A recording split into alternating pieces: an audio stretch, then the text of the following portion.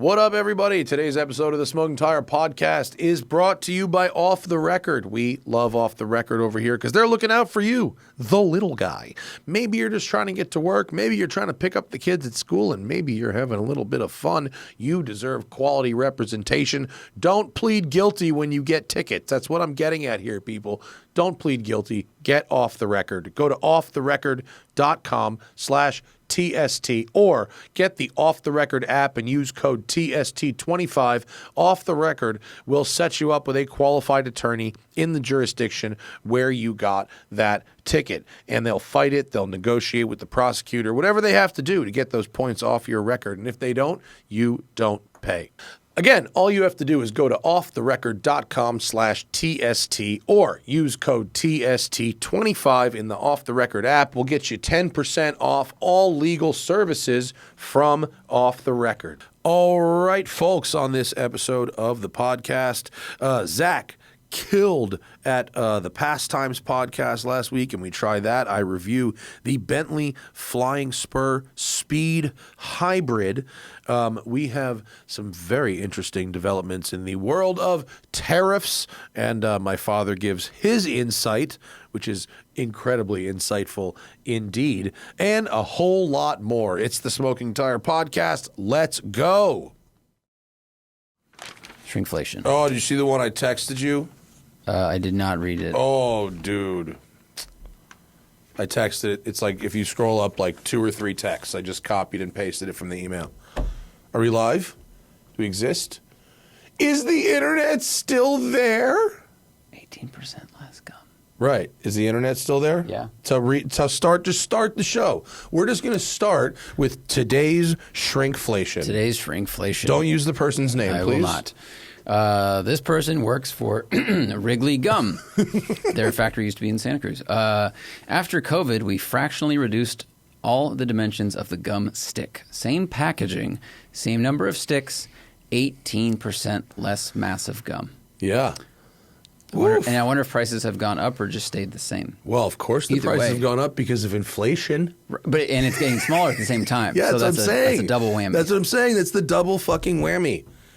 Great. Be mad at the right person, people. Yes. Be mad at the right person. Yeah. Keep sending this shit in. This is some infuriating ass shit. Yeah, that's offensive. And it's like the egg thing. It's not coming down. The egg There's thing. a bird flu. There's no eggs, but they made a record profit. Yeah. How? Like that's how much works. profit was built into those prices. Do you remember like the bag scam? The grocery bag scam? Still going. They outlawed the plastic bags. They said, okay, outlaw plastic bags. I get it. Paper bags. Now we have to charge for them. They're more expensive. Okay. Get it. They're more expensive. Now we have plastic bags again. We're still paying. What? What? They're illegal unless you pay for it. Yeah. Is that how the law works now? What? The Patrice O'Neill bit? Patrice did a bit about this in The Elephant in the Room. 20 years ago? 20 years ago. That is this exact thing. It's about sneakers, but it's the same exact thing. Miss Patrice. Cool. Hannah and I just listened to The Elephant in the Room again. Once a year, I listen to Elephant in the Room on a car. If you don't know what I'm talking about, just do yourself a favor. 90 minutes, Patrice O'Neill, Elephant in the Room. He's dead now. Tremendous stand-up. And that is a huge loss. Yeah, it really is. If you're a younger person, you probably haven't heard of him, but he is hilarious. Regarded by many of the current top comedians as their favorite. Yeah. Yeah. The heaviest of hitters now would say this is one of the funniest people who ever lived. Yeah. And having heard him so many times on the radio on O&A, seen him live once, and heard every recorded bit of him ever done. The show I saw of him in the Hard Rock Seminole Hotel, where Anna Nicole Smith died in Florida. Wow, that hotel's got some good omens. It's famous for that and nothing else. But God, it was like tears just streaming. Miss Patrice every day. Speaking of fucking killing and tears streaming, Zach Clapman killed on the Pastimes on Friday. Oh, thank you. We got to do... That was so fun. Yeah. We got to do the pastimes with Dave Anthony and Gareth Reynolds, which was very fun. Couple times Amazing. I forgot I was in the podcast. Oh, Thought yeah. I was listening to the podcast. Definitely got a lot of starstruck moments where I was just like, oh, right, listening. Yeah, no, we're actually, and you know, I'm not, you actually have done improv and like, we're actually like doing characters and stuff. It was fucking really good. Really good. Oh, thank you. Yeah. You had some bangers, too. It was a great... I was more factual bangers. You had good jokes, too. No, everyone was playing. We were playing a good game fun. of Foursquare. That was fun, and Yeah. then my computer died. Then your computer died right at like the last news story. Yeah, and it it's like, was oh, bad. he's just gone. Yeah, I think that was the day I learned to buy a new laptop.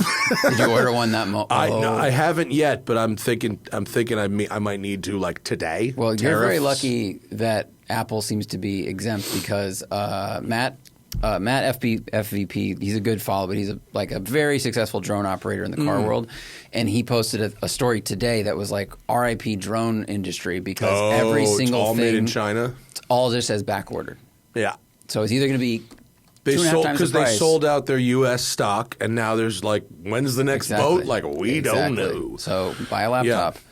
I talked to my dad this morning, and I asked, and I bet you want a sage, insightful answer about, and he was like, yeah, nobody knows anything. He's the chairman My of forehead's on the microphone right now. Like, I don't know, are they the biggest healthcare company in America? I think they might be. I don't know. I don't pay attention. But, like, they're one of them. And he is like, yeah, we don't know. No one knows anything.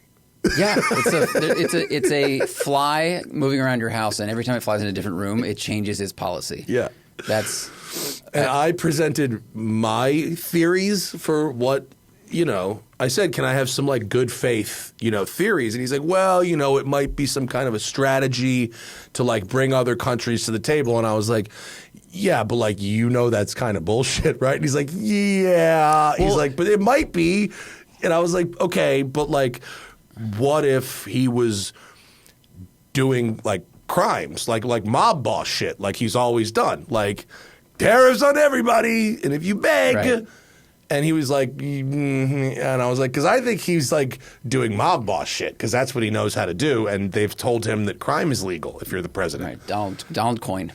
And he was like, yeah, we don't really know. And I was like, it's like, I don't know. Hank Green did a great video analyzing this. He's like, and they said that first of all, part of his staff said that tariffs were not a negotiation, but he said they are. Mm-hmm. But this was a great point. Like, all right, let's say the tariffs are there to bring manufacturing to the U.S. and they start building a new factory here, but then the country negotiates itself and gets rid of the tariff that caused the factory to be built in the first place. Right. Then what? Yeah. So you've painted yourself into two corners at once. Tariff Ouroboros. Yeah. It's They keep building and then abandoning the same factory over and over. Right. Manufacturing. Yeah. The manufacturing of factory business will do so well. If it wasn't, so fascist. Or if it wasn't just impacting And every horrible. industry in And the horrible. entire country. Yeah. But anyway, I don't know when it's going up. I didn't ask, and Dave and Gareth didn't say. But True. Please go listen to us on the pastimes. I think it was a pretty funny fucking show. Actually, I think it was a really good time. I laughed a lot. Yeah. And those guys are really, really funny. I've been driving the Flying Spur Speed, which is the hybrid, and there's a photo of it right there. Mm. You literally cannot miss it. Yeah. Even at night. You can see it from, and I haven't posted. Oh, wait till I post the picture. What happened? You seem a little loud on the mic. I'm not sure why. Because I'm fucking probably screaming. I had like 3 coffees today. Okay. I drank a lot of coffee today. I had to get up real early. It looks like a traffic cone for the radio people. It's what if you picture the pumpkin scheme in the 997 GT3RS, mm-hmm. and it is that. Black wheels, black accents, fucking orange. Yeah, not subtle. And wouldn't you know it, I went to the place on Malibu on Sunday with the wife. She came and our Hydrogen Brian and his wife. The place, the wife, the Brian. Rolled up and parked the car, went to get a coffee. A fucking pumpkin GT3RS parked right next to me, and I got the photo. What a treat. and I didn't even stage it. Just happened. So That's great. I'll have that for when I do the Instagram review. How excited were they to park next to you also? Never even met the owner. How many orange cars do you see in a day? It wasn't accidental. There were plenty of open spaces. Oh, okay. That was full on intent. Yeah. Great for the gram. And actually it was great because I went up to Good Vibes on Friday, and it was like fucking white out fog. I saw the pictures. The Cold, whole foggy. way. It was, I mean, good thing I had a Bentley. Because I thought about leaving it at home and bringing the Spider. Fucking that. It was 30 miles an hour the whole way. So, I'm listening to a podcast and sipping a coffee and cruising with massage seats on in a car that is like a high-vis jacket on wheels. Very good point, right? Super. And then I almost got fucking T-boned by some college kids in a Hyundai. And up in the crest? No, in the city. Oh, okay. And look at this car. Imagine T-boned. Imagine the shame if you T-boned a car that looked like a literal safety barrier. There's no worse day than T-boning an orange Bentley because you can't tell the police you didn't see it, and your insurance says you hit what? It costs how much? Yeah. Yeah. In the daytime, not it was at night. Broad daylight. Yeah. Yeah. But I think, and then I did that. I did the scold. I looked at the driver, what you almost just not in a snobby rich guy way, but this dude was humming and full lock ABS engagement, he stopped, I don't know, 7-8 feet from me. As you were going across intersection? I stopped before. He wouldn't have hit. Okay. But I see so many T-bones happen here that almost at every major intersection, I'm double checking. Also from motorcycling. Yeah, that's sure. a habit.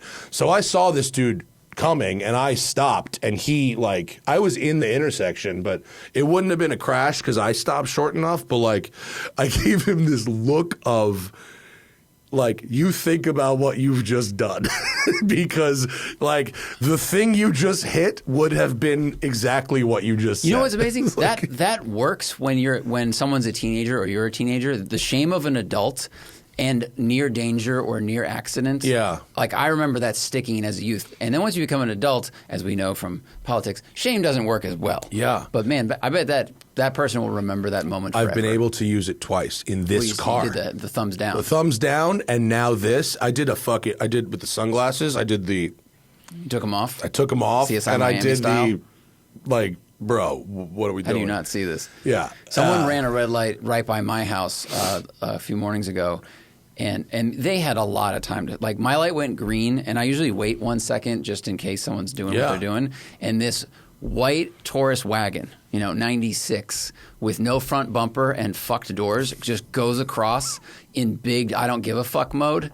And that's a person who wouldn't have cared if they saw an orange I can hear the lack of bushings. Yeah. Everyone knows that sound as it goes across the intersection. Just a clatter. One of the best tricks, I think my dad told me this when I was learning to drive, is for intersections at nighttime, if you watch for headlight movement where you shouldn't see it, that's a good trick if you're a new driver or whatever, or especially on a motorcycle. Also, nighttime mountain roads. Very true, 100%. You see the headlights coming long before the car, actually. So anyway, this Spur Speed, it's giant and it's orange. It's very comfortable, and it's got that same Panamera Turbo SE hybrid powertrain, 750 horsepower. So you know what's so funny about this? The GT Speed hybrids, which I love so much. I've gotten to drive them extensively twice now. Both times involved racetracks and sliding them. Mm-hmm. Admittedly, not something that regular people are doing in their Bentleys, but something that really does demonstrate how balanced they are and what they can do agility-wise with the weight. Right? Never a more journalistic data point. Yeah. That will never be explored by the owner. Yeah. But I understand what you're saying. Yeah. And I would do the same thing. Yeah, of course. If you could, you should. Right. I highly recommend it. Yeah. So with the Spur, A, I didn't go to a racetrack, and B, why would I go to a racetrack? I'm absolutely not going to a racetrack with this vehicle. And so also it's way longer. The wheelbase is longer.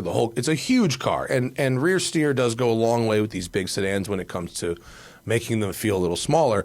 But The actual length of it, I don't know if it's because of the hybrid battery in the back and the weight difference and whatever, but it has a slight secondary vibration that's just from its size that almost everything that big has, from big SUVs and stuff like that, pickup trucks. But like the GTs and coupes and stuff don't have it. And so it has that, which makes it feel like just a little less solid and fucking amazing than the coupe. And I don't think the extra power that comes from the fact that it's 750 horsepower versus 500 horsepower makes no difference whatsoever, because that's not how you're driving it, except very, very rarely. The fact that it has like almost 50 miles of usable EV range means that like I drove it in electric like 90% of the time. And an electric Bentley, while still very nice and comfortable and incredibly well made and smooth and quiet, is not, as special as a Bentley like engine, even if that engine comes from Porsche and is tuned. That's interesting, because we've talked about how with Rolls-Royce, an EV makes the most sense, because the whole objective of that is to be as smooth as possible. And Bentley, I feel like, has also tried to be very smooth, but always kept a little bit of that sporting edge. It's got to be sporty. Yeah, no, in like sport mode, when it's using, it's fabulous. And so like, it's great at like everything. Like this car doesn't do anything poorly. I'm really nitpicking. Actually, no. There's one problem with this car that drove me off the wall that I never experienced in any of the coupes I've driven, which is 3 cars now. Folks, got to take a quick break because today's show is sponsored by Cremo. Look, here's the thing about being a larger than average human. You're always a little self-conscious about being sweaty, and you're always a little self-conscious about being smelly, even if you're really neither of those things. So, just in case, Cremo is here. It's designed to provide men with 48-hour odor protection. Whether it's the deodorant or the creams, it's got everything you need to stay moisturized, to stay antiperspirated, and to stay odor-free. Every Cremo product is barber grade and made with pride, professionalism, and passion to guarantee you quality without compromise. Cremo's got 2 new signature scents, the Italian Bergamont, which is bright, fresh, and robust, showcasing notes of bergamot, neroli blossom, and fresh vetiver. What's a vetiver? I'm going to have to look up what a vetiver is. Hey Siri, look up vetiver. Palo Santo is deep, smoky, and refined, featuring notes of Palo Santo, bright cardamom, and dry papyrus. Man, I've been using it for the last couple weeks, and I am smelling nice. It's just that hint of freshness. It's sort of like you don't need cologne, and also you can sort of alternate showers with this stuff, and it is exceptional. Cremo uses enhanced multi-layered scent technology for a longer-lasting experience. You can apply it once and enjoy how you smell all day. Cremo also offers a wide range of other grooming products for men, including the shave cream, beard oil, and shampoo, so you can find your favorite scent and buy the whole body care line. I got the Palo Santo with the beard oil. That is a really good combo. Head over to Target physically, like go to Target, or from home, go to Target.com to find Cremo's new line of antiperspirants and deodorants in the Italian Bergamot and Palo Santo scents. Once again, go to Target or hit up Target.com. And thank you to Cremo for sponsoring today's episode.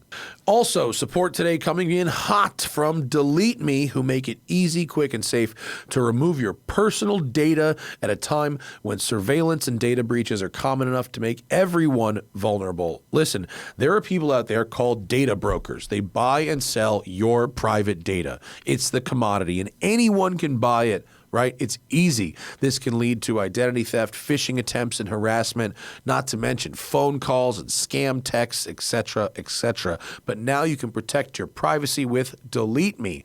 Like, this is so easy. All I had to do, they set me up. You go to the website, you type in some personal information that you would like deleted, such as, and they prompt you. It's like your current address and previous addresses, your phone numbers, your email addresses, your parents and friends' addresses.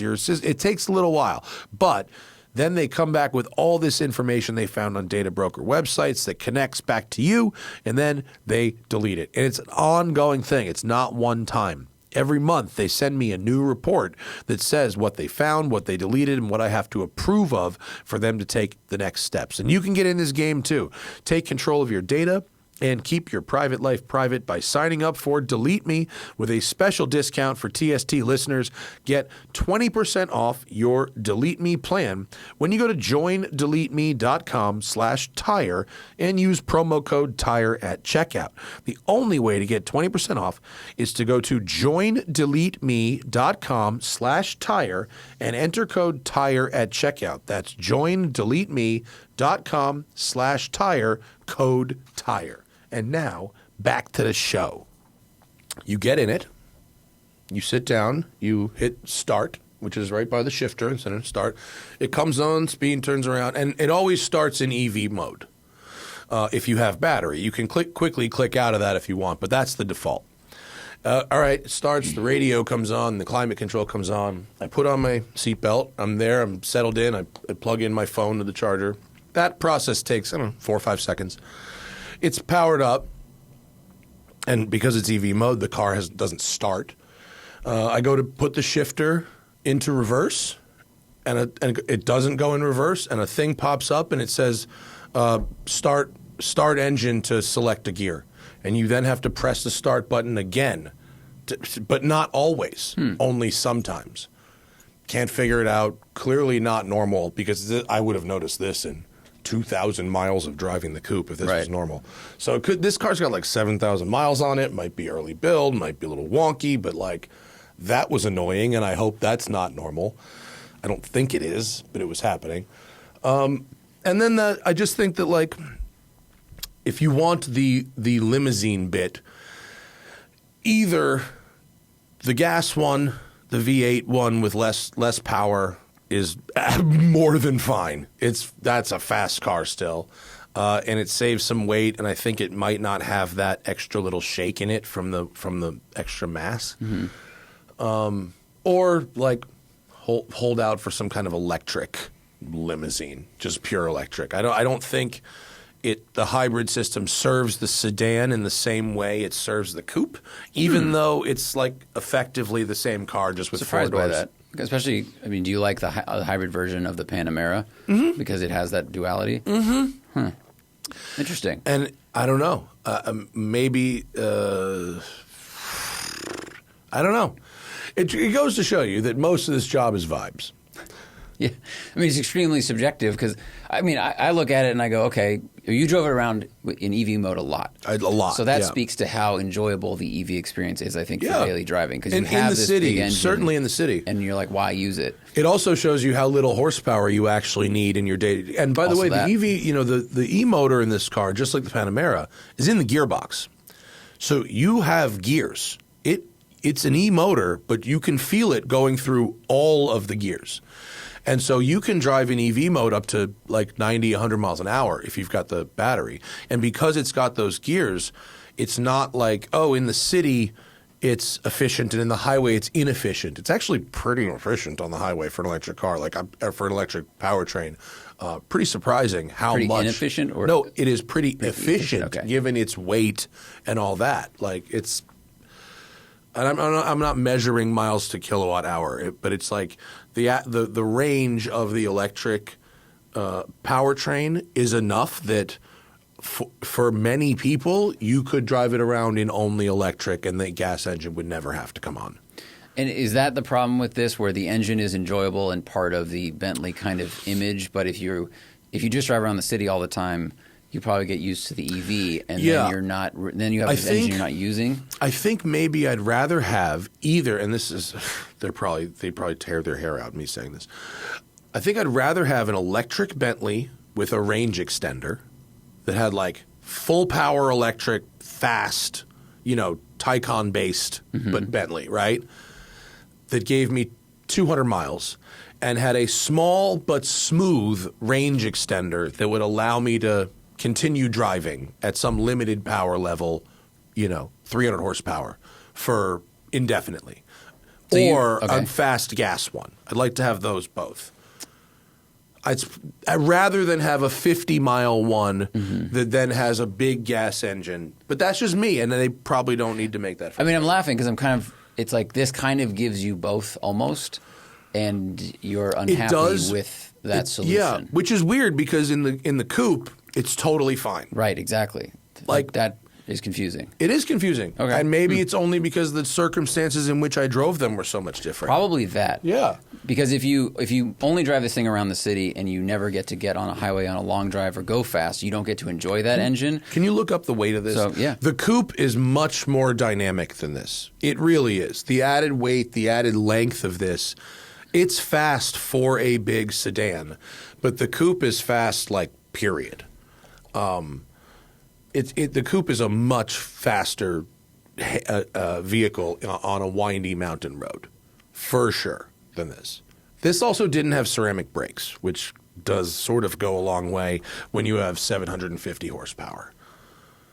Like, I probably wouldn't get a speed without ceramic brakes, even though they're comically expensive. I think they're $16,000 on a Bentley to get ceramics. But this car is so heavy and it's so much horsepower. Well, the coupe, merchants said the coupe is 5,400 pounds. Yes, it is. Continental Speed Hybrid Wheat. Flying Spur. Continental Flying Spur Speed. Curb weight. Yeah, it's a long name. Bentley Continental Flying Spur Speed. Dun, Oh, dun, there you dun. go. Road and Track has Yeah. a review of this exact car. Of the orange one? Yep. Who wrote it? Let's judge them. It might have the estimated curb weight. I don't know if someone's actually put on a scale yet. Bentley says the new speed is 5833. Yeah, that's a heavy boy. That's a heavy boy. That's a lot. Yeah, Wow. and without That's a lot.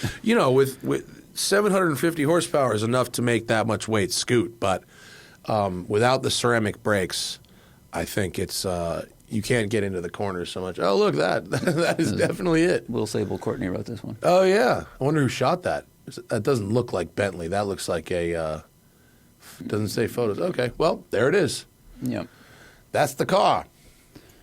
So I'm glad we have those photos. I'm going to write an Instagram review as well, but you guys, it is gorgeous. I mean, you get it. I'm not going to go for orange, but in the right color combo, holy hell, do these things look good? Yeah, and a good green. Yeah.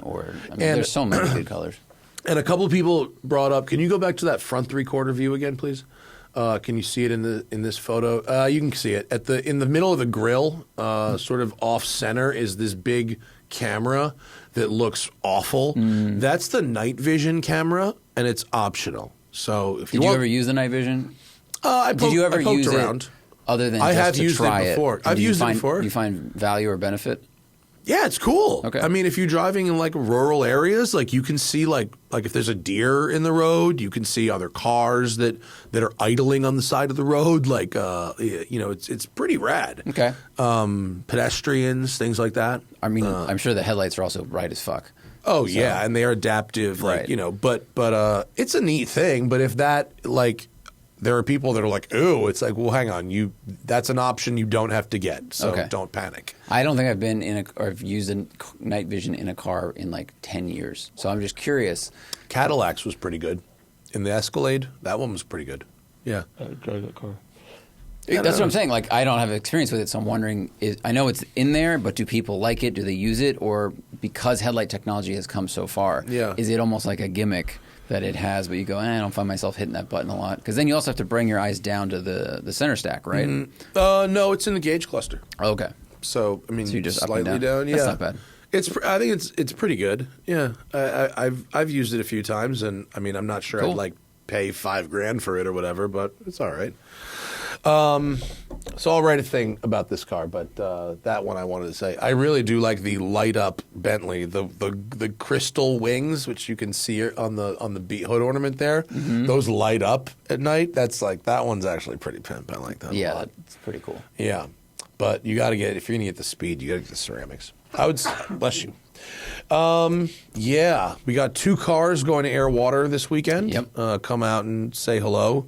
The Taycan, and which is going to be looking excellent. When will that be done? Probably tomorrow, maybe Wednesday. I don't know. But I got to take the Spider down there on Friday, and then come back, and then you and I'll go down in the Taycan on Saturday. It's gonna be a long day. Yep. Lots of sunscreen. We will need. But I've booked. I think I'm gonna end up taking a nap in the Taycan. Like That's midday. okay. Yeah, fold the back seats down. Like bring a sleeping bag. Yeah. I've booked out here at WCCS the whole day for washes for my shit. Today or and like Thursday? Ryan is coming down from Sacramento with his he's got some fucking insane racing body kit now that's like a competitor to Manti on his 4RS, so he's driving it down 7 hours from Sacramento. So my guys have to do those 3 cars. Which day is that happening? Friday. Okay, because I need my car washed because I'm going to film it with the 405 media guy on Wednesday, I think. So I need to get it cleaned. Oh, okay. Yeah, all right. I'll bring it by. That's okay. Yeah. You have the privileges. Yeah, I know. I just want to make sure I'm not in the line, behind. No. the Friday. Porsches. Friday. You got to get I can add you to the detailing calendar. Like, who the fuck's putting washes in the calendar? This is bullshit. Well, washing my car just got a little more complicated because my rear window, the pop outs that the E46 has. Oh yeah. One of them has just decided to detach itself, from the motor. Like the window? Like you hit So close it's and it flaps. It flaps in the wind. Yeah, it's great. No. It's really making me happy. Oh no. So not only do I have to now figure that out, I also went, I need to get this car washed. Stinks. And then I look at that and I go, how do I hold this fucking window in? Oh, wait. I have an idea. Guys, one more break because support for the show comes today from TRUEWERK. They are hell-bent on creating the most technical, high-performance workwear in the world. The TRUEWERK story begins in the Colorado mountains where a trade worker knew there had to be a better solution than the wet, heavy gear that was weighing him down, and TRUEWERK was born. Man, they sent me a couple of things. They sent me some pants. They sent me some shorts. They sent me a hoodie, and all of it fits perfectly. I'm dead on the money. I could be a XXL fit model for this company. The hoodie is so nice. It's lightweight. It's warm. The pockets are good. They zip up. My phone's not going to fall out of my pocket when I get in and out of cars. Minimal extra bulk, minimal extra weight, but a really nice fit. And look, denim and cotton and canvas haven't changed much for over 200 years, and TRUEWERK upgrades the traditional classics by using the same fabrics worn by elite outdoor athletes, like soft, stretchy, sweat-wicking soft-shell work pants, wind and waterproof shells, and more. TRUEWERK has over 50,000 five-star reviews and countless stories from trade pros in every state and every job across the country. Upgrade to TRUEWERK for a major change in the way you work or live. I don't have like a manual labor job, but I really like the TRUEWERK clothing. You can also just wear it in life. TRUEWERK helps you be at your best when your best matters most. Check out the full lineup and get 15% off your first order at truewerk.com/tire. That's 15% off at TRUEWERK.com/tire. That's TRUEWERK.com/tire. And now back to the program. I have an idea. Tape? Gaffer tape. Suction cups. Oh, yeah. Suction across. Yeah. Pole. There you go. Pole. Do you have the extender pole still? Yeah. That's great. It'll look That like is a hardest bar. You look tough as shit. Dude. It's like I only need to do it for the wash. Bar. I don't care about having it when I'm filming it, but to wash the car, I obviously need that window. Yeah. There we go. Best car in the world. See, aren't you glad you asked your friend Matt about that? Cars are so fun. That sucks. Mm-hmm. It just came out. Yeah. It was fine. Stinks. And then it wasn't. Because Bavarian Motor Workshop. You just described a car breaking. Yeah, that's true. That's great. That's true. But sometimes they sputter, Sometimes there's a little hiccup, like a check engine light that goes on and then goes off. Yeah. You go, something's happening. Window just one day just started to wave to everybody. Yeah. That's fun. What was the cadence of the flap? Was it like a... Depends on the speed. But I drove it to Simi Valley on Saturday. If you turn left... Under braking, does it pop out almost like an air brake? Like a Wyra? That would be great. No, it just does. Or like a left turn signal from the 40s? I'd say the BPM is like 80. Oh, shit. When you're driving, it's like dun, dun, dun, dun, dun, dun, dun. Yeah, okay. Yeah, it's 70 miles an hour. It's got a BPM How much of does like it open? lo-fi. Well, it only opens as much as it normally would open. Oh, okay. So it's doesn't go got the beyond. limit. All right. I thought I'm picturing this thing like flapping in the wind. No, if it did that, it would just break. Oh, yeah. So, yeah. Okay. Well, that's the fear. I think there's like a vacuum that happens and then it goes away and it opens again. It's awesome. BMWs are fantastic, Matt. You know why people say that's that a power motor, right? Yeah. Yeah, So- it's a luxury car. should be easy to fix too. You know that motor's buried in the fucking C-pillar.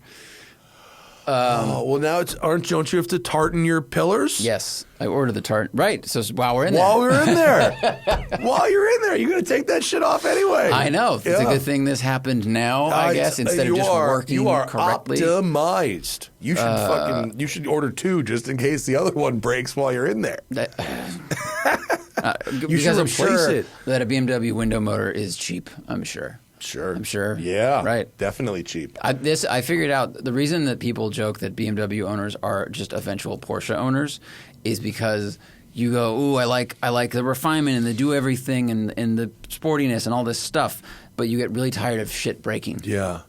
Yeah. Did you? We're about to sell 2 BMWs at WCCS.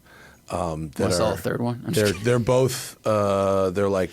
So we have a clown shoe, S52, black over tan ostrich. I didn't know this was an option. Like with the little nubbins? Yeah. Interesting. I didn't know this was an option, but it Always a looks strange amazing. It has under 11,000 miles on it. I don't like the ostrich. It looks like nipples everywhere. It's probably not for everybody. I happen to think it looks cool as fuck because it's not like the nubbins aren't like offensively contrasty. It's just it's sort of from far away. It looks like just sort of textured leather. Okay. It's pretty rad. Very, very low miles car. Been in storage with us for quite some time. And basically never driven the entire time it's been with us, but it's like mint. And then we have the nicest E46 M3 I have ever seen in my life. It has 6,300 miles on it. Whoa. Came from EAG and has a full OEM CSL conversion on it with like BBS wheels and shit. What color is it? That like blue gray color. I can't remember. It's like a sparkly blue gray. It's fucking amazing. Wow. Yeah, it's gonna be enormous money. It's the nicest. I've never seen one Nicer than yours too, because yours was perfect. Mine was perfect. It's the same exact condition as mine, which is perfect. But it has all this CSL shit on it, and it has the odometer reads less than half of what mine read. Is it SMG or they keep? No, it's stick. Oh, good. Okay. Yeah, I drove it this morning for the CSL Bring a Trailer was video. SMG. It's Terrible. unbelievable. It's the best driving E46 M3 I've ever driven. Whoa. Yeah, it was awesome. It'll be big money. So that'll be fun. We have many questions. We do. Yeah. And so we can get to those. We have a couple leftovers from the other day, and then we've Yeah. got some fun new ones as well. I also have made. Did I tell you I made Pebble Beach plans? Yeah. You did. Oh, okay. Remember? Oh, I did. Was it last show? Or was that just like You told me as a person. I just told you as a person. Yeah, you I don't invited me to the remember. house. Yeah. I don't remember. Yes. Yeah. Okay. Cool. Yeah, that's going to be a good time. We'll talk about that on the show like later when it makes sense. I actually think that the outdoor area would be good for a campfire podcast, Definitely. a cigars Yeah. podcast.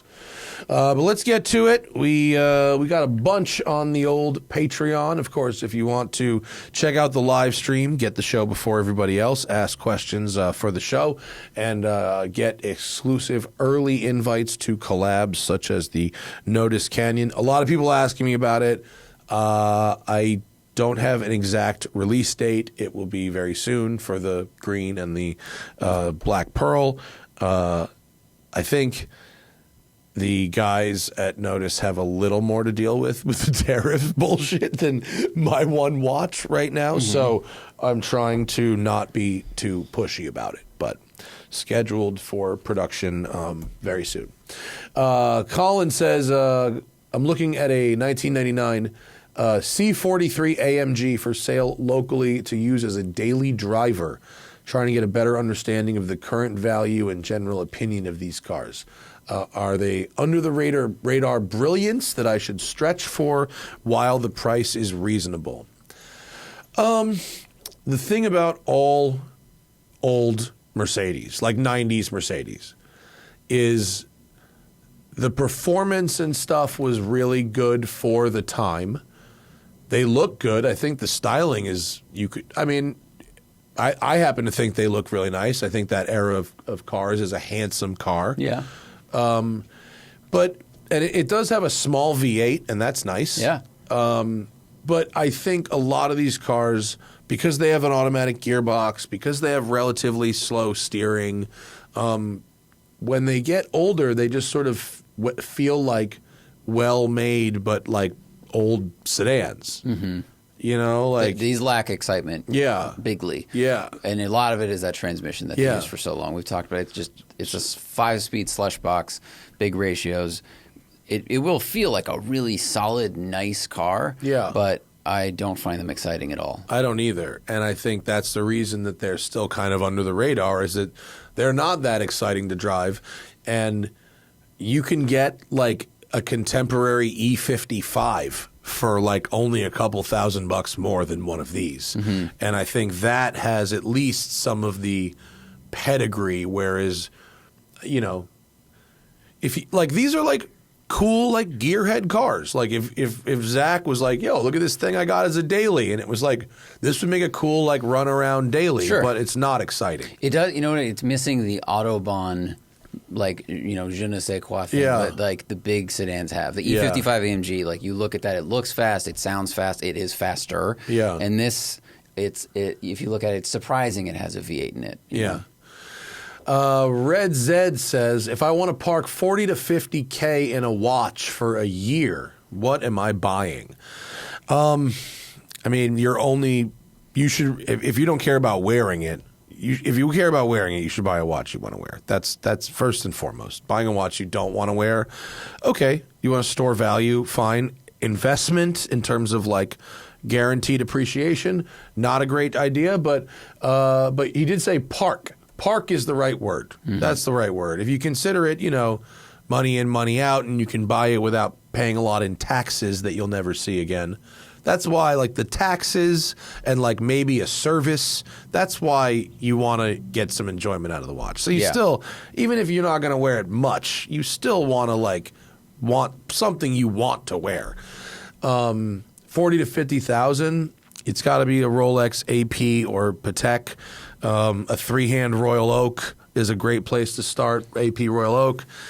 A great Big Red Daytona, early Daytona, a great Zenith Daytona, a great vintage Submariner is a great place to start. Something that's just like people will always want. You know, that's if you want to be able to get your money back out, something that's like a known quantity. And also, that kind of money you should be buying from an incredibly trusted source. You can't fuck around with something like that. Is That a Buick says, what is your favorite car-related activity? Driving canyons, grand touring, racetrack, cars and coffee. Man, that's tough. Love them all. That's like when people are saying, what's your favorite car to drive? What's yours, Zach? Do you have could you even have a favorite? I think racetrack, if I had to, because I think the other things are like driving in the canyons is a supplement to racetrack driving, not in terms of speed, but like it's performance driving, you know? So I'm just trying to scratch that same itch. And I think nothing has been as exciting or fun as driving on a racetrack, especially wheel to wheel with lemons or something like that. Actual racing. Actual racing is more fun. And you get to explore the limits of the car safely and like really hone your skills and approach to each corner over and over again because you're driving the same loop essentially. Yeah. So, but cars and coffee is a totally different thing entirely. Like that's hanging out with friends. Yeah. So that's a different kind of enjoyment, and it depends on the company and how hot it is outside. Right. Like, yeah, man, this is tough because like, just like which car is my favorite, I think like part of the reason that makes me sort of good at this job is like all of this stuff. It's like, well, what day is it? What, you know, like what day is it? Where are we? What's the weather? What are we driving on the track? What is this? Like, I can't, like, if I'm talking about pure like fizz, like drifting or like those cross carts, right? Or rally stuff like that. Like just keep having a car real loose. something like that where I'm just moving the car around, like, and wrestling it, and like that could be happening with a McLaren on a racetrack like a couple weeks ago. It could be happening in a Subaru on a stage. Like, that's really fun. But also, like, a road trip with my wife. Like, that's probably not a great answer, but, like, I love that. A Cars and Coffee, like you said, we don't care about the cars at a Cars and Coffee. That's just an excuse to see our friends, most of whom are tangentially related to that activity anyway. True. And so it's like, it depends what the day is, man. Hard to have a favorite, but getting a car loose and controlling its movements unrelated to where the nose is pointed, that's the most fun for me. Exactly. Cadillac Control V. I love that name. That's a good one. I'm a truck fleet mechanic. I work on trucks that belong to contractors, a bunch of government, etc. I was having a debate with another tech about how they are purchased. Do you think they buy these trucks, or they finance, bought outright, leased? These customers easily have 100+ trucks, and most of them are upfitted with cranes, tanks, equipment, etc. There are people who like work for those agencies that are like the procurement people that buy trucks. In fact, these people, like, if you like read Reddit, you see these posts from folks like this all the time, like, I buy 100 trucks a month for my business. Ask me anything. And typically they're trying to like slyly promote their, either their how to buy, their consultancy business, right? But like, they're definitely financed. There's no way companies are paying outright for these things because they're depreciating them and all that. And if they're buying that many and it's backed by like the government, of course they're getting a great rate. They're either financing the purchase or leasing it. And someone replied, Savage Sharky, who is a government account auditor, and they said that usually you do cost analysis no matter what. It's common to lease things like a school bus that has a resale market, but less common on specialized equipment. Oh, yeah, so that makes sense. Specialized equipment they buy because no one wants to release it. Sure. Yeah, that makes a lot of sense. Oh, I'm glad that we actually was able to get like an answer. Why were we even debating that? You should have just read their answer. Yeah. That was the right answer. Tribe Called Chef. That's a good one. Have any recommendations on watch band storage? Having them all in the bottom drawer of my watch box is getting unwieldy. Bro, I feel you. Watch band storage can be a problem, and I have a solution for you.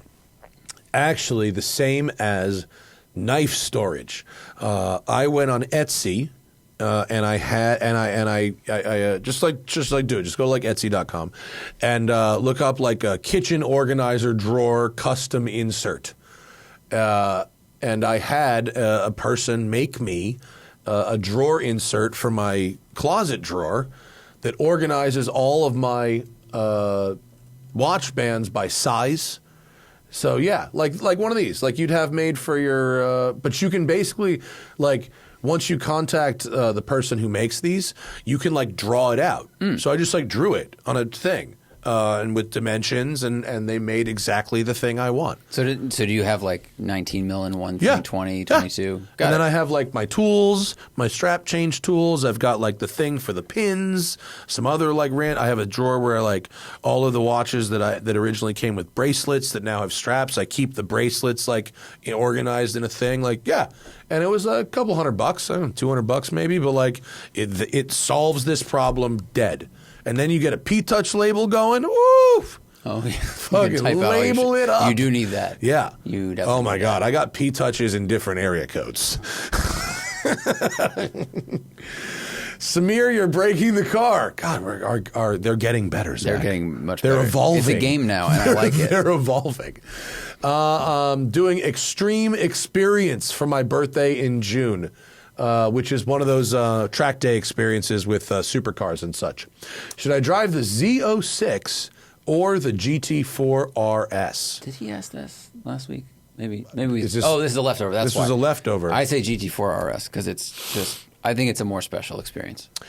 Road and Track Performance Car of the Year. Oh wait, which generation Z06? Oh, it's got to be the new one. Okay. Yeah, it's gonna be the new one. You think C7 Z06s are going to last at a Las Vegas track day experience? No, that's true. Yeah, Grand Sports might. Yeah. So in the 2021 or maybe 22, whichever it was, performance car of the year, we had the Z06 and the GT4RS competing. The Z06 won, but as is tradition with yours truly, I put the GT4RS number 1 and the Z06 number 2. If you like Porsches, you should drive the GT4RS. I think they're also more. You'll see so many Corvettes around that seeing as a GT4 RS, even just in passing, is probably less common. So I think it'll feel more special. And if you, I mean, driving one on the track is way better than driving one on the street. Yeah. I mean, you're going to be doing the thing that it does, and it is very, very fun for that. Here's what you should do. If you've never been to Extreme Experience or any one of these places before, you do one, they offer you a discount on the next one. So you're probably going to fall for it, but if they offer you a discount, you try both. I recommend it.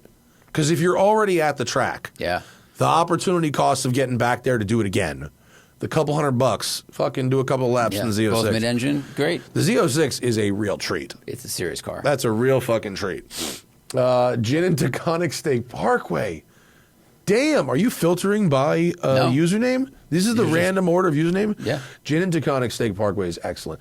New to the watch game, I've only worn an Apple Watch, a Nixon and a Casio, and was just given from work a Cartier. Wow, a Santos. There you go. Santos are excellent. That's my favorite Cartier. And if you don't know about the Cartier, you want to be able to lecture someone about the Cartier, that is essentially the first ever sport watch. This is called the Santos because it was a pilot named, I think it's Alberto Santos, who wanted a watch that he could strap to his wrist, and they made this for him. And one of the most iconic watch designs out ever, really.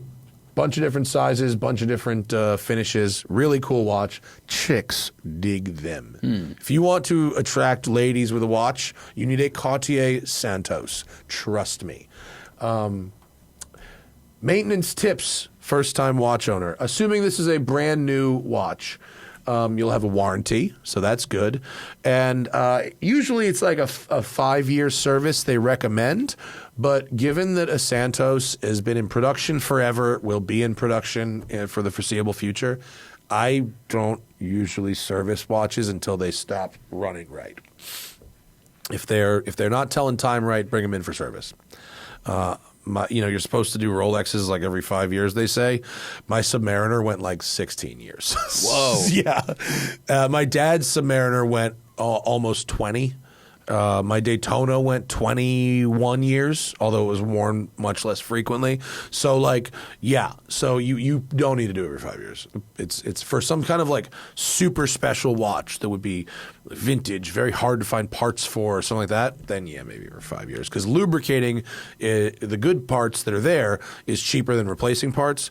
But if the parts are still readily available, then lubricate, it'd be like changing your oil every 1,000 miles, that kind of thing. We covered what Zach's bedhead had to say. Great name, though. Someone watches the show instead of listening to it. Yeah. Old Rusty Bimmer, half-baked idea. Pretending infrastructure exists. That is a half-baked idea, and that's pretty much what we're doing right now, actually.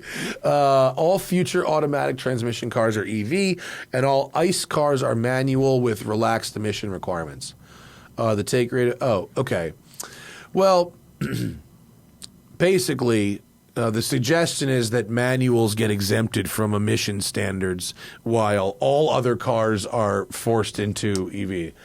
I think that's one of those ideas that the vast majority of people probably wouldn't like. Yeah, because that gives privilege to people who are willing to drive a manual and forces everyone else to drive an EV. And it's funny because a lot of people that drive automatics would probably enjoy an EV experience, but being forced into that corner not going to go over very well. Not great. Right. Yeah. I like where your head is at, right? And Leno's trying to do this thing that would be a rolling carb exemption for 35 years old, which I think is is great. Honestly, I think that's common sense. Even as someone who cares about clean air, I think that's common sense. And I think you'd have more people who would legally register their cars in California and pay taxes if they were given a path to that. Yeah. Versus doing shady Montana tags or whatever else. So, you know what I'm realizing? Like now that I'm a full beard guy, is if I don't keep the mustache really fucking brushed straight down, a couple of them will curl up and just tickle the bottom of my nose and really make, because I don't know if you noticed, it seems like I've had a booger the last like couple minutes. Not a booger. Mustache just tickling as if it was a phantom booger. I knew I was turning into my 40s because the nose hairs, when they grow longer, it also makes me think there's a booger all the time. Yeah. Get yourself a good nose hair trimmer. Oh, yeah. Just ask if you guys out there, if you don't know what a good nose hair trimmer is, find your nearest Arab friend. They'll have a recommendation. Nice cams. Do you think the new ZR1 will have the same trajectory as the Z06, i.e. insane ADM, and then Chevy makes too many, and eventually they sell for under sticker? Of course. Of course. Yeah, that's what they do. A horse is a horse, motherfuckers. Yes, of course. That is the Chevy way. If you want to be early, you have to pay for it, basically, because especially when the car is special and celebrated and praised. So, yeah, that's market force. Chevy cannot ever do exclusivity. They simply cannot help themselves. So, okay, their loss, your gain. I mean, Porsche does it with a lot of the RS products, though, right? That it's not a limited product. They just roll them out at a certain speed, and then there's a lot of ADM on them. Yeah. Grilled tail of the dragon, classic. Installing Steeda track springs on the GT500 today, but keeping factory MagnaRide shocks. For a daily driver weekend track toy, is this the right approach, or would you delete MagnaRide and do a set of KWs?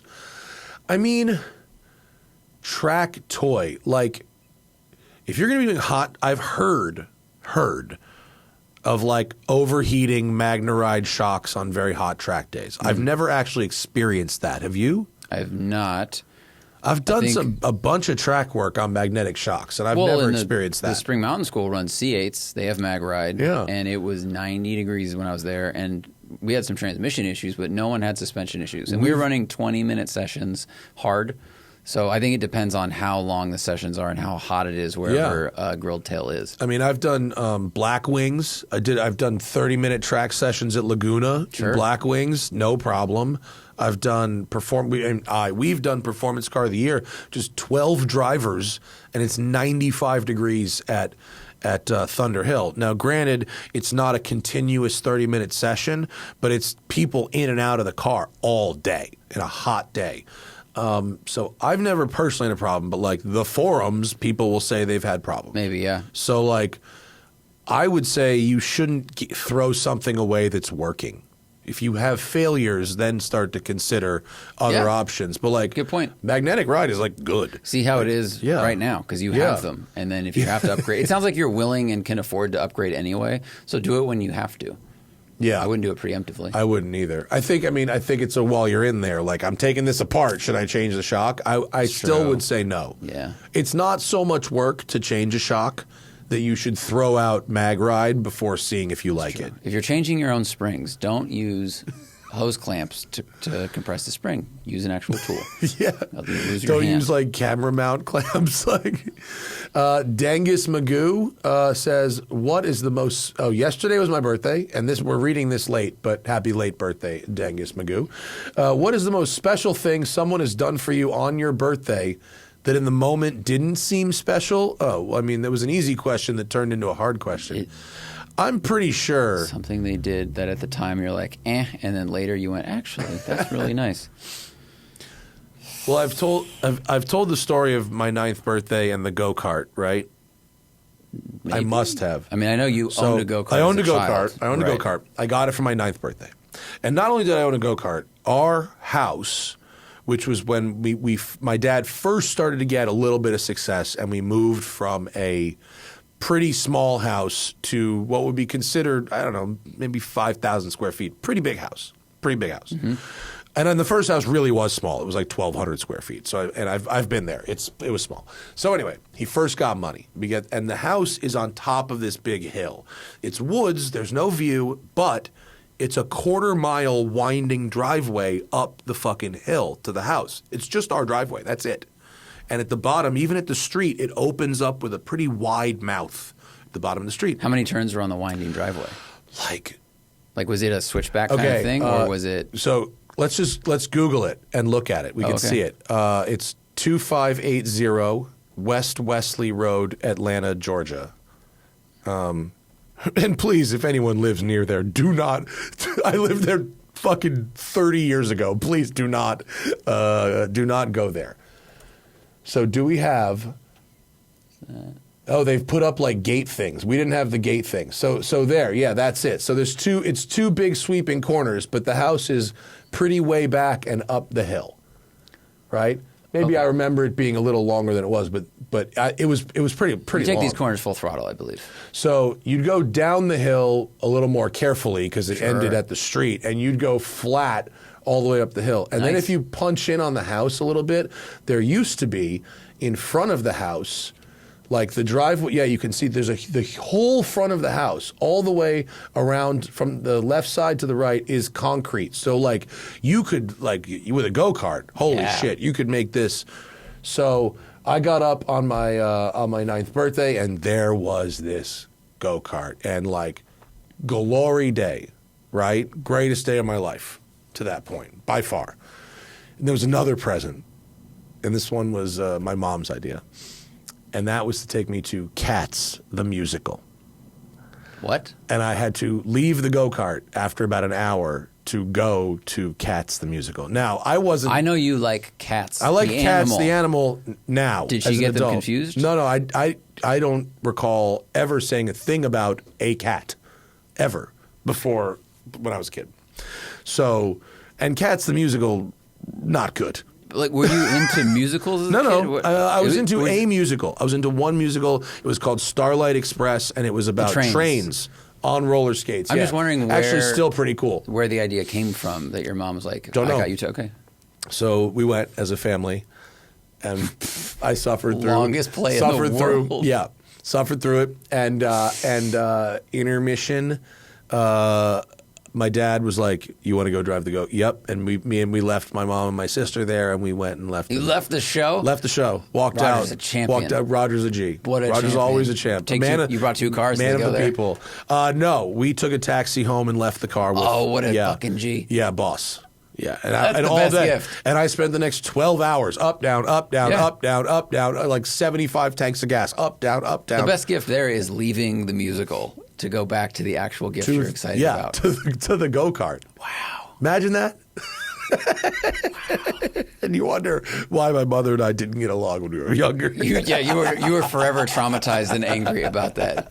You're like, you took me away from this, and now cars are your job. And maybe she understands. Yeah, now. it was a series of misunderstandings of who I was as a person. That's incredible. I think she wanted to go see Cats, and she she's did. Like, I got you this gift. You're like, this is for you. She loved it. Right. Yeah, that's a gift for her.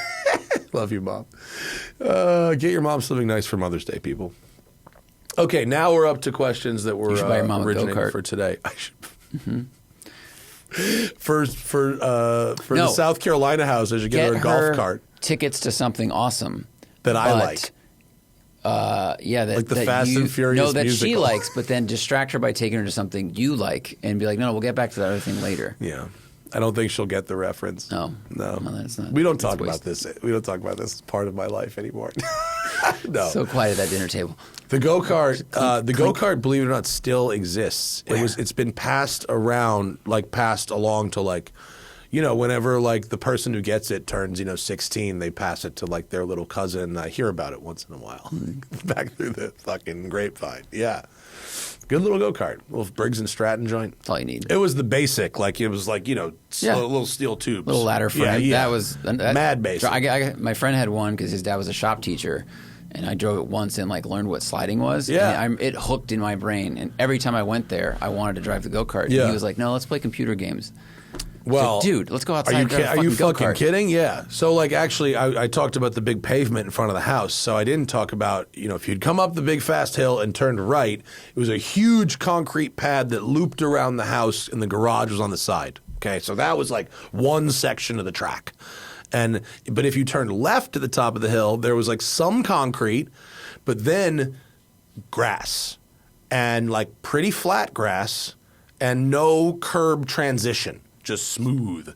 So I learned very quickly that you go into the grass and you just huck that bitch, and man, and the grass did not last very long. And my parents were actually pretty good sports about it. Oh, really? They're like, that can be the cart section. They said of grass. once I wrecked it, for like a minute, they were like mad. And then they were like, okay, I'll tell you what, you can have the rest of this season with this grass. Oh. That's, we've got you go-kart. You have the best go-kart driveway in the world. They would also put the go-kart in the back of the minivan, and we would go to empty office parks. And I'd rip office parks on weekends. That was the shit. A huge closed office park. Oh my God, it was amazing. My dad was pretty awesome about this go-kart. That's very cool. But yeah, they gave me one season with the lawn, and then that was it. No more drifting on the lawn. Colin Brown, who's won Daytona now and Sebring and stuff, and his dad's a very good engineer for Team Corvette, I think. But they built a go-kart track in the backyard in Texas. Oh, so the kids just dirt or tarmac? Paved. Tarmac. So you understand why Colin's so fucking good at racing, because he's just every day, all the time, rain, sun, heat, whatever, just out there going. That's the dream. Yeah. Yeah, on-site racetrack. That's fucking great. Okay, Spencer says, I need a $30,000 to $40,000 daily driver, road trip, sedan, or coupe for my fiance and I. We're in Michigan, so all-wheel drive would be preferred. I'm looking at CT5V, non-Blackwing right now, which I know you didn't love. What else should we spend time looking at?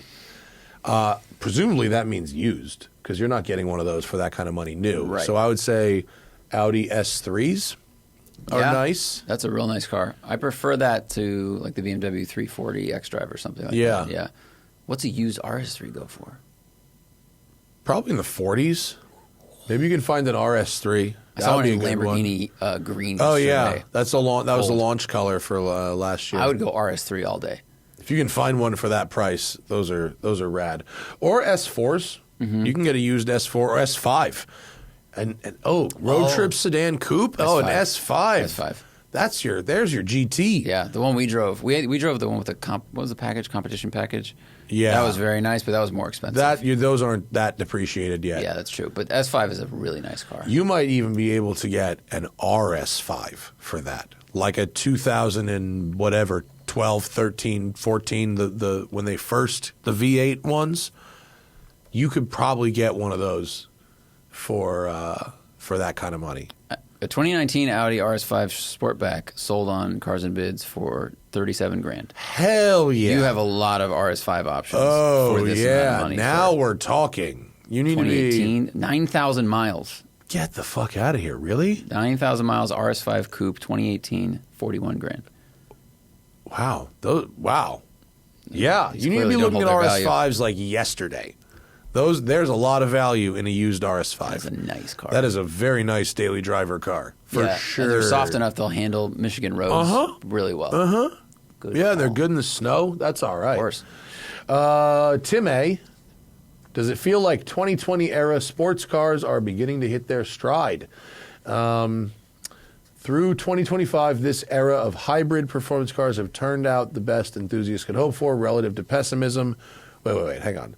Oh, basically he's saying, like, is hybridization, like, good now? It's, like, actually making cars better. Ooh.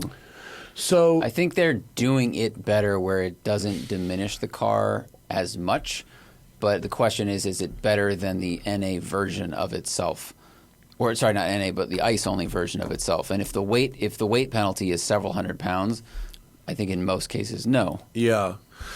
I'm not entirely sure. Like I think Porsche did a fabulous job with the GTS, and we get one soon for you to finally try. I saw one of the 911 GTS press cars up in the Good Vibes. Dude, it has the Aero kit on it. Oh, it does? Yeah. We were talking about We were just the other day being like, I've never seen a press car with the Aero kit on it, and the GTS press car has it, which I'm kind of stoked on. Perfect. Yeah, we live in a simulator. We made it happen. We manifested. We willed it. That's right. These small battery hybrids that are really like torque filling machines as opposed to hybrids where you can really drive a lot of range, I think are helping the sports cars a bunch. The Revuelto and the T hybrid. The Bentley GT, it's interesting because the transfer of weight helps it so much in a way that would probably harm those other cars. Mm-hmm. Weight is almost a virtue in the Bentley as long as it's positioned right. True. I mean, I think the hybrid thing helps the Revuelto. It's better than any Aventador. Yeah. So with having all the electric motors and everything, that's much, much better. But now, I don't think the hybrid necessarily is the best. It's not my favorite of the 911s. But like the hybrid 911 the T hybrid is not my favorite 992. Right, I agree. Yeah. Yes. It's not a bad car, and I do objectively like it very much, but I like other variants more. Right. Yeah. So, but like hybridization is not a bad thing at all. I think especially if the car is already a heavier car, hybridization can really help out. Especially like in the Revuelto, it basically saves the NA. Mm-hmm. Like it fills in the torque and smooths it all out and like makes it so this giant NA V12 is actually like quite usable and friendly. And fixes the handling. Yeah, that too. Yeah, it does a lot. Mm-hmm. Cat Furra. A for effort.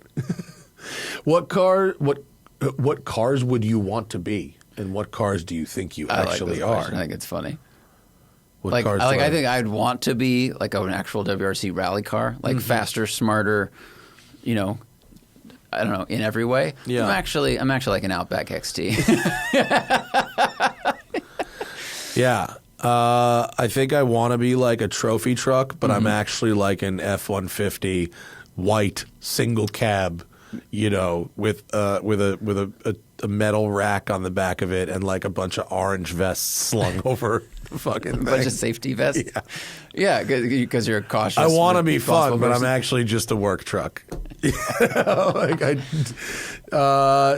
Dre from Houston, do you have any driving experience that is the first gen Volvo C70? I mean, not in a long time. I've only the convertible. You drove the first one, the coupe one, the one from the Saint. Oh, wait. Before they made it a retractable hardtop. They had one that was a coupe only. No, I drove the retractable hardtop. I think it was designed by like Bertone, actually. Oh, yeah, look up Volvo C70 the Saint, and it's actually a reasonably attractive car. I don't think they changed much mechanically from this may or may not hold up. Yeah, there's the coupe. I mean, it's quite an attractive car. Yeah. Side profile, not much different from a Mercedes CLK of that period, other than the shape of the headlights. It definitely, the coupe looks better than the convertible does with the top up, that's for sure. I have no experience driving it. My guess, it drives like every other fucking Volvo. Yep. They all drive exactly the same. It'll feel kind of heavy. Yeah. And it'll be kind of fast. And I don't think it's fast. I don't think a first gen C70 what is engine fast. was in that one? I think it's a turbo 5-cylinder. Well, because when I was in high school and we drove the hardtop convertible, my friend's dad had a company car. He worked as doesn't matter, but he would get like a new company car, but it was usually like a Dodge Stratus. Sure. And then one year it was a Volvo C70 convertible. Yeah, when Ford bought fucking and Volvo, we were like, probably. whoa, this is no joke. But that's because we were in high school. Yeah, in high school that car's fast. Yep. Yeah. Everything's fast if you're willing to use full throttle all the time. Everything's fast when your daily is a 1965 or earlier hot rod, which both me and Eric had. The whistles go woo woo. That's a great username, but you need to add. It's not the whistles go woo. It's the whistles. It's woo woo. It's a W W-O-O-W-O-O-O. But the reference is exceptional. Weirdest one-off car not built for the Sultan of Brunei, and why is it the Bentley Arnage T Estate? I've actually seen the Bentley Arnage T Estate, and it's extremely weird. And Zach is getting a picture of it. It's like it's got a woody. Wow. It's got literal like woody. I think it's real wood though, because it's Bentley. So I actually do think it's real wood. But like this back section does not work no, for it's me a at all. droopy. It is it's very droopy. This is bad. The turbo R wagons they've built, which are much more just squared off. You know, they continue. They don't look as weird. Yeah, this is weird. This looks like the back is melting. Yeah, not my favorite Arnage. I mean, I don't know who's got the The craziest custom cars have to be. Are we talking about exclusively shit built as weirdest one-off car? Are we excluding things that were built on Pimp My Ride? Because those are the weirdest. Well, and like rainbow chic stuff, and I mean, but if we're talking about one-off cars built by OEMs, Pope Mobile. Yeah, probably. R.I.P. Pope Francis. Shout out to him. Meets J.D. Vance, dies one day later. Coincidence? Don't think so. Just saying. That's probably, I think, but Rainbow Chic has the weirdest stuff outside of Sultan Brunei, I think. Yeah. I've never Ram seen... truck with an apartment in it, that's, what's weirder than that? Yeah. And then there's that weird giant Mustang coupe thing that... Yeah, that Larry Chen drove? Yeah. That's insane. It's called the Ram Mus. It's like 80 feet long. They really need to workshop the name a little bit because Ram Mus is a very strange name. It's a Ram 2500 with like one of those like Mustang Excalibur type bodies on it. Yeah. It's real crazy looking, and like respect. But the name, they need to like rearrange some letters or something. Yeah, it's not great. Uber driver says several times that I've said a car that's flawed from the beginning cannot be unfucked. In a hypothetical case, which car from any era would you like to unfuck and why? I think I've said unshitbox is really the term. It's like it's not that it's flawed. It's that a car that's built badly is just such a problem to like restore. Or to try to resto mod. Yeah. I mean, that's why like old cars that are resto mod, they have so much bracing. And if you're using the stock frame, like there's so much structure trying to make that body be a better unibody structure. And you just can't get that close. Yeah. And in a hypothetical case, what car would I like to try that if it was possible? It has to be the DeLorean. Oh, I mean, if you coulda, you woulda. And we drove the fast one, and it was really fun. And do you remember how much it cost him to do that? Yeah, I do. Yeah, I mean, it's like it cost 5 times of what it cost to get a DeLorean. Yeah, I mean, it's now respect. I believe his name's Nick. Was it Nick? Oh yeah, it was Nick, right? Yeah. That guy's got his fucking. That guy, like, you know. That's like in like the Bob's in Office Space, and he's like, "Now, Peter, now that's a guy with upper management. This is Nick is a guy with upper management written all over him. He's got some cool cars. He knows how to do it. He builds them himself a lot of times. That one he did with a partner, but with Steve Maxwell, who's a good partner. Who is an A-rate lunatic when it comes to vintage Ferrari and crazy fabrication stuff. Yeah, A-rate fabricator also. But yeah, that DeLorean was, I got to say, pretty much as good as anybody could do. And it cost, what did it sell for? $250,000. I think that's what he had into it. I think they made a little money, but not as much. I think it went for 180, I think. I think it was a lot more than that. I think it started with a 2. But either way, it was crazy, and that's what it takes.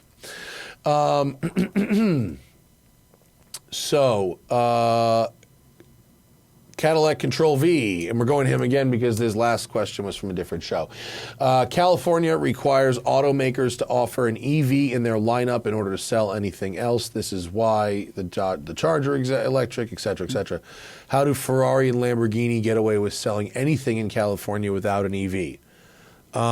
It may be that as part of a group. I don't know. I don't know. I tried to what Google the law. it, and I couldn't find a quick answer before the show. So I don't think credits have fully run out yet. I mean, I think there's... Maybe they buy carbon credits and that works? Yeah, or maybe it's like, you know... Well, Lambo's under Volkswagen Group, right? So they might get away with that. And they have hybrids now. I mean, all 3 of their cars that they're selling come with a hybrid option. True. So, the Revuelto and the new Temerario are hybrid only, and the Urus has a hybrid option, and I wouldn't be surprised if the next gen Urus is hybrid only. I genuinely don't know. Sorry. Misfit Cyclone. With whom have you had worse experience? The I know what I have guy or everything has a price guy? Everything I know what I have guy. I know what I have guy is someone who, it's a caricature of somebody that thinks the thing they have is worth more than it is. Yes. Everything has a price guy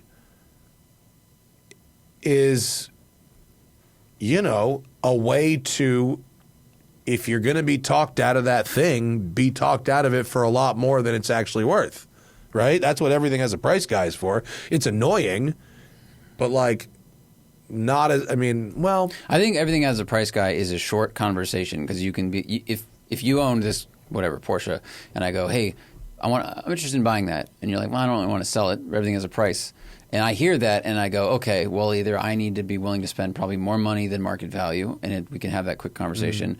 But it means you're probably not really open to a long discussion. I think I know what I have guy will drag you into a long talk. Yeah. And a lot of times you might know what the market is offering or asking for that car. And this person needs it to be a higher number than it should realistically be. Yeah. Like they want you to solve their financial problem. And I think that can be a longer Facebook Marketplace messaging thread.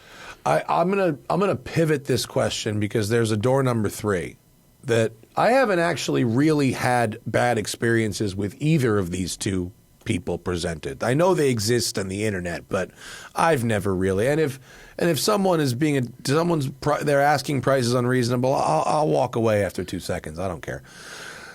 The guy who has an inspection done on something that they want to buy. They're having a PPI done on a car. And that inspection reveals something mechanical that is not outright declared in the ad. PPIs are supposed to reveal things that lay people don't know. That's why you're paying the mechanic. Mm-hmm. It's the person who has a PPI done, which reveals a potential issue, and then calls the seller a liar for not disclosing this issue that they, a layperson, probably didn't know about. Right? That's my least favorite kind of person. Mm. And they do so like publicly. See if you can figure out what I'm talking about. I mean, it depends on the issue. If the issue is glaring or like a simple code reader or something. No, I'm not. I'm just like that. A couple times at WCCS, we've sold cars on auction platforms. Someone has come and had a PPI, and the mechanic has found things that are not immediately obvious to the naked eye. You're talking about exactly, yeah. There's no way that there's no way the person selling the car or myself representing it would have known that. Right, totally. You've learned things in the PPI. Okay, bid accordingly. It doesn't mean that the person is trying to pass off some shitbox on you. Yeah. Like if it's a salvage title, if it's crashed and not declared, if it's a rollback. Now we're talking about like fraud, okay? Call them out. Yeah. Call it out. But when the inspection discovers the thing you've paid them to discover, that's a tool for negotiation. That's not an invitation to accuse the person of fraud. That's true. Because they don't know every nut and bolt to their car because they're not an expert. Yeah. So anyway. We are going to need more Advil, says watching Lotus Exige values on BAT lately, and one happened to pop up locally at a pretty reasonable price. Is the fun of a very light car and steady value of an Exige versus a depreciating Miata makes sense, given the headache of owning a Lotus for you guys? This would be a third car. If you physically fit in a Lotus, they're great fun. Yeah. Very special experience. Yeah. And accurately, you call them steady value. There, you can park money in a Lotus, put some miles on it, and as long as you don't damage the shell, because those are hard to fix if you can fix them. Mm-hmm. Sometimes you can't fix them. As long as you don't crash it into stuff, they're great fun. Yeah, you'll probably lose less money than a depreciating, new Miata, mm-hmm. and it's just such a fun experience. I'd say it's a very unique car, whereas the Miata is like, even across generations, like there are improvements, but the formula is always the same. But I think an Exige is pretty fun and unique. Cool. My face to your foot style. Has Road and Track and Car and Driver ever done a collab, or would they? I don't know. Above my pay grade, quite frankly. I've asked to race Car and Driver a few times, and they keep denying that. They don't want us to be racing Car and Driver. I don't know why. Maybe because they'd win. I think Car and Driver probably it has would hurt one brand, or one of the brands Yeah, would get a little it's bit hurt. probably. Like the market would get a little injured by it. I think Car and Driver probably has more fast people than we have. We have like 3 fast people, and I think Car and Driver probably has 5. Oh, okay. Yeah. Biggest hot dog in Matt's bathroom. That's pretty good. Okay, a technical executive at Mazda was recently quoted when discussing the next-gen Miata that the most important thing in a Miata is lightness, and the second most important thing to a Miata is lightness. Assuming the new generation goes on sale in a few years, could carbon tub technology be affordable enough for the next-gen Miata to be the first carbon tub-based affordable sports car? I don't know. I guess if they're using forged carbon, maybe, but Maybe. I don't think it'll be that cheap to where they're building like $35,000 cars with carbon tubs. Because I think Mazda would have to outsource that to like Dallara. I mean, a lot of these companies do that. You know, someone else who does carbon makes their tub. Like Maserati outsources that for the MC20. But then you add the cost of shipping it probably to Japan or wherever they make the Miata, so that would just add a lot of cost. I don't know. That'd be rad, but I would be very surprised. Yeah. They've gotten the car so light without that anyway, and they keep finding ways to do it. I mean, the best thing they can do is like keep it mostly the same. I mean, that's really, like just don't fuck it up. Yeah. I don't see that happening in any time very soon. We're still, I mean, look, like Ferraris just became. Wait, is the 296 carbon or it's not? Is it? I think it's still aluminum. They aluminum, hold out longer than anybody. Though. Yeah. Their bags, but like the Alpha 4C was carbon. Yeah. Before Ferraris, but is this a joke question or is this a real question? Max, that's a real question. Mike Oxafloppin. Any chance we could get a Top Gear style leaderboard for guests with a spec car on the sim? I think we did that. We did for that. like a year. But 12 years ago. We did it a long time ago. It was something that seemed like a good idea, but it took a lot of time. People didn't really. By the time you got people like set up and doing it was like it was just a waste of time. Mm-hmm. I mean, we thought it was a good idea for the same reason that you think it's a good idea, and the same reason that Top Gear thought it was a good idea. Mm-hmm. But when it's not actually part of the content. In Top Gear, it's part of the show. Them learning the track and running the lap is the show. To just have someone on a sim for like 20 minutes, it's socially awkward and kind of a waste of time. Yeah. And a lot of times people that come in for shows, they have a pretty fixed schedule. Yeah. And they need to leave right after the show ends so adding 20 minutes to just talk about their time would add a lot to the day. Christian says, are you glad you never bought the Polestar 1? And what press cars did you regret not buying?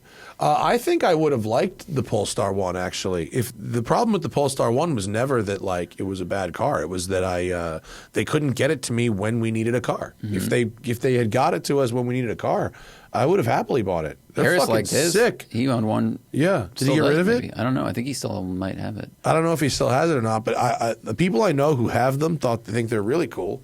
I saw one on the road actually in Texas on the road and track event. They're It's a sweet. good looking car. Yeah. Is that the last one?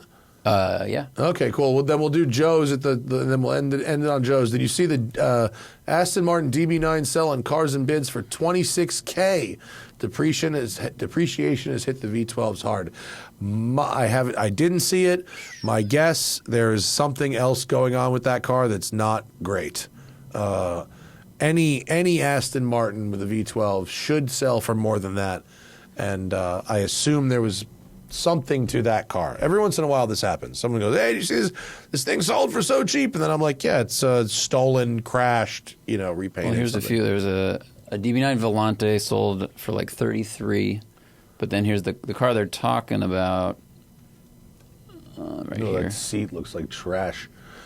Wow, DB9 Coupe, 38,000 miles. It doesn't look terrible. What else do we need to know? How is that so cheap? Is there something we need to know? I mean, it's high miles, but it's not like insanely high. I wonder if it was like a rental car or something. No accidents, no mileage discrepancies. No Wow. mods. Wow. Warm climate ownership, so Keep going down. Anything else? Anything else we need to know? Wow. I mean, wow. known flaws. Here we go. Oh, here we go. Chips, scratches, cracks, creases, Cracks in missing dashboard. underbody panels. I bet those underbody panels are really expensive. Yes. And I bet the dashboard is very expensive. Yeah. Dashboard. Wow. I mean, that's. It seems like it's had some regular service, at least in the last 5 years.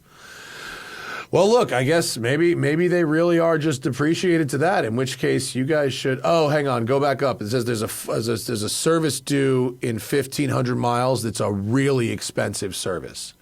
See if there's an answer to that question. That's a question there. Underbody paneling is about $1,500 installed. Okay, they did not answer how much that service costs, but I bet it's a lot. So the service... Brake, clutch, flush, engine and cabin filter, trans fluid, spark plugs, coil packs, coolant, flush. That's a huge service. Coil packs is probably a lot. That's probably a $6,000 or $7,000 service minimum on this Yeah. car. And it's So- due at 40,000 miles, and this is right before that. Yeah. So, So okay. maybe that's why. Yeah. I mean, But look, still- that's crazy. A lot of car for $34,000 or something. Dude, That's- if you are handy, I mean, I think at least some of that you could do by yourself, Yeah. right? Yeah. Tavares has shown. That's a handsome ass car. Dude, drive a mean, it V12 really Aston is. around for 35 And the grand. interior looks like it's in pretty good shape too. I mean, it's not bad, really not bad. I'm amazed at how well that's hold up. Looks like the seats could use a bit of a detail. The leather's a little saggy. Yeah, it is. A little saggy. But like, for that kind of price, man, little fucking elbow grease. No one will know that costs 30 grand. Yeah. Everyone will think that's a $100,000 Yeah. car. All right. I mean, listen, now's the time. Oh, that seat is That beat. seat's done. Yeah, so you need to do a huge service. The back seats look fine, obviously, because nothing ever gets back there. Well, there's a mark on this one. Deep clean, and you need to retrim the front seats. Yeah. Front seats are toast. But listen, for that kind of money, you're playing with the big boys. Wow. Weird. The leather, even around the headlight control, is like saggy and Yeah. loose. Looks like it's... It's probably been parked Old. in the fucking sun bunch. Oh, yeah, because you got some ripples here. Lots of sweat. Yeah, the handmade, the Aston interiors, if you don't really take good care of them, you're going to have a problem. Because these leathers are like, they're automotive grade, but they're very high quality, like rich leathers. They go in cars that don't get driven as much as, regular cars, and usually get a little better treatment and cared for. So anyway, that's pretty cool. Look, Cool. I mean, this is not an endorsement of that particular car, but DB9s are not inherently bad cars. So, That's cool. do your diligence, but that's all right. Well, thanks, everybody. Great show today. Really appreciate you all. We will see you next week. Goodbye.